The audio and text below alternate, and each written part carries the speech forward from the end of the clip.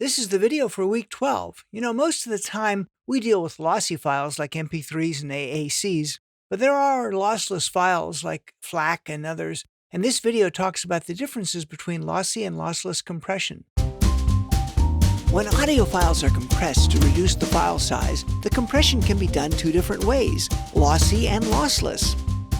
Lossy compression like AAC or MP3 files permanently discard or lose the data. Fortunately, a large amount of data can be lost before it will actually be noticed by the listener. This is why a 128 kilobit per second MP3 can be 1/10 the file size of a CD file and still sound fairly comparable. However, if a lossy file is used in other applications and recompressed or manipulated with signal processing, for example, time compression, expansion, or pitch shifting, artifacts may be produced that would not have been heard had the original uncompressed file been used. A lossless audio file achieves a smaller file size, typically 50 to 60% of the original, by eliminating unnecessary data and writing the remaining data more efficiently. For example, in an uncompressed file, the file size is the same whether it's a recording of a symphony orchestra or the same length of silence. In a lossless compressed audio file like a FLAC, free lossless audio codec, the silence would take up almost no space, and the music would also take up less room by the way the data is written in the file, meaning uncompressed PCM files are written linearly, whereas lossless files are written more like vector image files. So, in a lossy file, the discarded data is permanently gone. However, in a lossless file, all the data can be reclaimed. Often when recording music, singers may double-track their parts. This creates a natural chorus effect, and it thickens the voice, and it usually makes the singer sound much better. Here's the story about that. A popular technique when recording both singers and instrumentalists is called double tracking. For example, a singer might overdub a second lead vocal. In the mixing session, the two parts would then be blended together to produce a naturally chorused sound that can strengthen the texture of the performance. When double tracking, the performers attempt to duplicate the exact pitch and phrasing of the original track. This eliminates double attacks, early cutoffs, and intonation issues. Instrumental solos, as well as background singers and wind and string ensembles, will often be double-tracked to strengthen the tonal texture, make the ensemble sound like more people, or both. Sometimes more than one overdub is recorded. This was particularly common in the 1960s and 70s, when singers would often triple-track their vocals. Today, it's easier than ever, since with digital audio workstations, the number of available tracks is no longer fixed as it was with analog tape. Perhaps this should have been talked about earlier in the course since we're now close to the end, but this video deals with the differences between analog and digital recording. The major difference between an analog and a digital recording is how sound is represented on the recording medium. In an analog recording, the electrical wave that represents the sound varies in a way that is the same or analogous to the actual compression expansion cycles of sound itself. Therefore, it's known as analog. When this signal is reproduced, the electrical wave is converted back into acoustical energy in the headphones or speakers. Any random noise generated by the recording medium, mainly tape hiss, is reproduced along with the original sound. In a digital recording, the sound wave is sampled at a constant rate, typically in multiples of either 44.1 or 48 kilohertz. And these pulses are recorded at a selected bit depth, generally 16, 24, or 32 bit. When the digital signals are reproduced, any noise generated by the recording medium is not. However, that doesn't mean that all digital recordings are noise-free. In fact, low-level digital recordings can have noise just as analog recordings. This is something else that you've probably never had to deal with yet, but you may when you work on more complicated projects that maybe are spread out across multiple disk drives. This is called disk allocation. At one time on digital audio workstations, only certain types of disk drives like SCSI, Small Computer System Interface, FireWire, IEEE 1394, or magneto-optical were allowable. All other devices were simply too slow. As transfer rates improved, most digital audio workstations can now record and play back from a variety of drives, internal and external, fixed and removable, as well as from compact flash, SD cards, and even some USB sticks. And they do this at sample rates and bit depths much higher than used by earlier workstations. Often with sessions at higher sample rates, it's recommended that the files be allocated to multiple devices to better handle the data. as opposed to trying to play back all the tracks from one drive. Disk allocation is a way to manage what device is supplying the data for what track. Here, certain tracks can be assigned to certain media devices, or the tracks can use what's called a round-robin allocation, meaning that the data will automatically be distributed evenly to all usable devices connected to the DAW. Dividing the data this way approximates a RAID 0 condition, where the data is spread across multiple drives, allowing faster access. However, care needs to be taken not to unmount or remove any of the drives that contain the audio and possibly video files, so that the session won't be missing certain tracks. And something that is more obvious when you're dealing with music than it would be if you're dealing with voiceover would be delay compensation. Most DAWs now have this feature, and I'll explain what it does. When signal processing plugins are added to tracks in digital audio workstations, the additional processing causes latency. In some cases, the latency is so small that it's virtually unnoticeable. However, sometimes either adding multiple plugins to a track or the addition of some compute-intensive plugins can cause noticeable latency. Even a small amount of latency between tracks that have common material, like two sides of a stereo pair, can cause the high frequencies to be out of phase, resulting in a duller sound. Larger amounts of latency can make the various instrumental tracks sound out of sync, as though the band were not playing together very well. To fix this issue, most workstations have delay compensation, which works like this. The computer determines the latency of each track due to the instantiated plugins, and then it delays each track the appropriate amount, meaning the greater the latency, the smaller the added delay, so that the net result is zero latency between any of the tracks. Delay compensation does have limits, and it's possible to exceed the amount of latency that can be corrected automatically. However, when this happens, the track can be offset manually after calculations are made to determine how much delay should be added. Whether manual or automatic, delay compensation adds a great deal of benefit to the sound quality of a multi-track recording. For recording studios, the size of their largest multi-track machine used to be a big deal. In fact, they could usually charge more if you were recording to a 24-track than, say, recording to a 2-track or 4-track or 8-track. With DAWs, track limits are still there, but they're not quite as big a deal. But this video deals with track limits. Before recordings were made with nonlinear workstations, track limits were much more of an issue. In fact, recording studios at one time were classified by the number of tracks they had on their biggest multi-track machine. Generally, a 2-inch 24-track was the standard for most professional studios at the end of the last century. That meant that for a particular recording, there could be 24 separate stems. Often, the need for timecode to be recorded for automation or sync to either video or an additional audio machine would reduce the number of available tracks. To get around the limit of only 24 tracks, some studios use timecode systems to interlock 2 or more machines. For example, 2 16-track machines with 1 track on each dedicated to timecode would result in 30 available tracks. 2 24-track machines could be interlocked to produce 46 available tracks. Although not very common, some studios had very specialized analog tape machines that could record as many as 40 tracks on a single 2-inch tape. And some dash machines could record up to 48 tracks on half-inch tape. When MDMs, modular digital multitracks, became available, like ADATs in 1992 and DA88s in 93, it was possible to easily have another 8 tracks simply by adding another machine. Even workstations have track limits. In most cases, the number of available tracks seems limitless.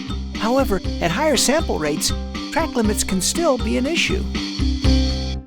I may have mentioned DI boxes or direct insertion boxes, but this is a video that talks about those specifically. Often when recording guitars, basses, and electric keyboard instruments, the engineer might choose to use a DI or direct insertion, also called a direct box, in addition to or instead of miking the amplifier. A direct box takes the signal directly from the instrument and converts it to a compatible mic-level output that can be recorded as any other microphone. There are several advantages of using direct boxes. First, there's no bleed from any other instrument, as might happen when using a microphone, so the signal is clean and has great presence. Second, since the signal comes directly from the sound source with no added coloration from the amplifier, it can later be routed to an amplifier in the studio and re-recorded when no one's in the room, a process called reamping. That way, the engineer can get the sound coloration from the amp with no bleed. Also, the direct box can be routed through amp modeling DSP to create approximately the same effect as using live amps. And third, since the instrument is recorded without any added coloration, the decision of what amplifier to use can be decided as late as the final mix. When you're remixing a music session, it's helpful now to eliminate some bleed. And bleed happens because since you have almost unlimited tracks, each mic is open the whole time being recorded to a separate track, even if nobody's performing on that microphone at that spot. And you can usually tighten up the sound of the mix dramatically by eliminating the bleed, by muting or deleting the tracks that aren't being used. We did this a little bit in Project 10, and we're going to do it again in Project 11. This video discusses what bleed is. When multiple mics are used, each mic picks up not only the direct sound from the intended source, but also indirect sound from other sources. This indirect sound, which decreases the presence and the apparent loudness, is known as bleed. A good technique for recording multiple mics is to use multiple tracks. Director Robert Altman pioneered this technique for his films, since he often had actors improvise, and there was no way for the sound crew to know who was going to speak next. He initially used an 8-track analog recorder, dedicating 7 of the tracks to the various actors' mics, and the 8th track was for timecode for sync with the camera. In post-production, all 7 tracks of dialogue would be transferred, but only the track that had the direct sound from whichever actor was speaking was used. This dramatically increased the presence of the dialogue. Today, all reality TV shows and many films employ this technique. The production sound engineer generally has an 8-track digital recorder so that each mic can be recorded separately, and the mics can also be mixed live to make a reference or temp track. However, in post-production, the editors will almost always go back to the individual tracks and use only the tracks that have the direct sound to minimize the bleed. Something you may not have had to deal with as of yet, but you may one day, is called DC offset. This presents usually when you get files from somebody else and you're trying to play them, and as soon as you hit the play button, you'll hear a pop. And that's because the audio is not really centered about the zero crossing. And there are plugins usually that can prevent that, and this video talks about that. When audio is digitized, there's a portion above the zero axis and a portion below. Where the signal crosses the axis, there's no voltage, and the signal is absolutely silent at that spot. This location is called a zero crossing. Ideally, all edits would be made at zero crossings so that no pop or noise surge would be produced. But since on most DAWs this generally doesn't happen, the software usually creates a small fade to eliminate any pop or noise. With analog tape, engineers use an edit all splicing block that creates a fade by the edit angle. Also, film editors cutting magnetic film with a guillotine splicer will usually scrape the oxide at the edit point with a razor blade to create a fade in to eliminate any pop. With digital audio, the average of the amplitudes both above and below the zero axis should theoretically be zero, with just as much signal above the horizontal axis as below. However, in some cases, that doesn't happen, and the signal is offset from the zero axis. This situation is known as DC bias, DC coefficient, or more commonly, DC offset. It's caused by technical issues when the files were recorded, and even simply playing the file will produce a noticeable pop. To correct for this, many DAWs have a DC offset plugin, which removes the problem so that the mean amplitude returns to zero. Last week I talked about Auto-Tune. Melodyne performs a similar function but is different from Auto-Tune.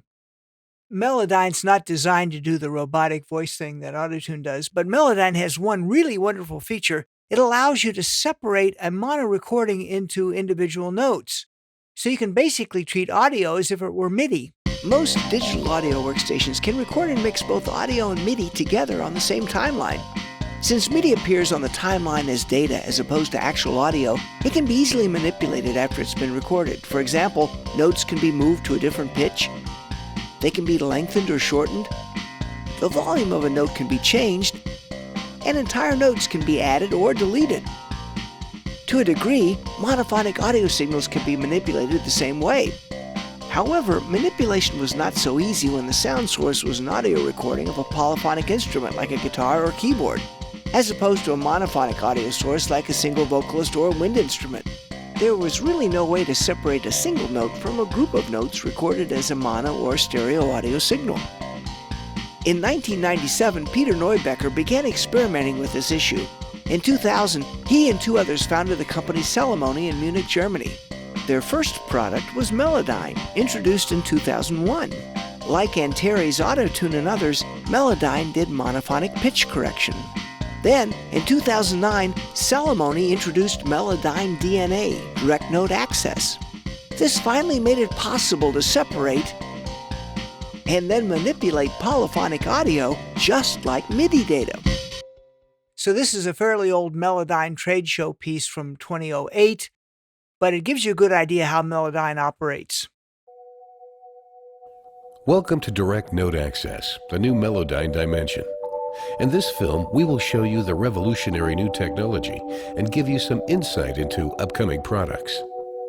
Die Musik anfassbar zu machen, das war ja schon immer eine Grundidee von Melodyne. Moving musical notes around freely and changing a note's tuning or timing has always been the basic idea of Melodyne. Aber das ist bisher But we couldn't alter the pitch or timing of a note if it was played within a chord, and this has always been a clear limitation. You can hear it your own way. In 2001, for the first time, Melodyne changed the way of working with audio, You can say analyzing any recording and showing its musical content as notes that can be easily touched and moved around, gave tuning and timing its shapeability, from easy corrections to intensive redesign. your own While working perfectly on monophonic instruments and vocals, there have been limits when it comes to chords. When a guitar chord is moved, all enclosed notes are shifted by the same amount, giving you a simple harmonic change, which in most cases doesn't fit to the rest of your song. In order to truly adapt the chord to the song, for instance, changing the chord from minor to major, you would need to reach inside the audio waveform and reorder the included notes. Up to now, this has been simply impossible. Akkorde in ihre einzelnen What I have always desired is to break down a chord into single notes and individually manipulate each pitch. Früher habe ich ja gedacht, dass das schon aus Theorie. Yet, for theoretical reasons, I thought it would be Aber impossible. je mehr ich mich But the more I pondered the subject, klarer ist mir geworden. the more I began to see that what doesn't work in theory can still work in reality. Again, this is the guitar. What was inflexible a minute ago now opens up when we look into it with direct note access. Now all notes show up individually, although they haven't been recorded separately. And what you see is what you can also touch. Moving any individual note up and down alters its pitch without affecting the rest of the chord.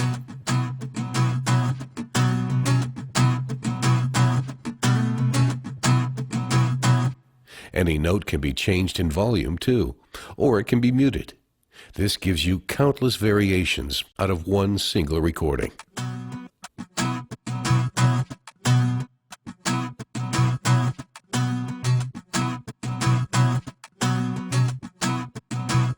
When you move notes to the left or right, you change their timing position within the song.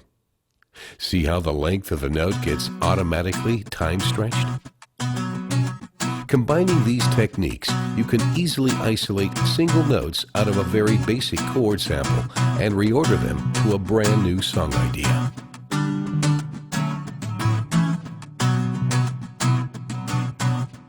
Okay, that's it for this video. Go ahead and tackle Project 11.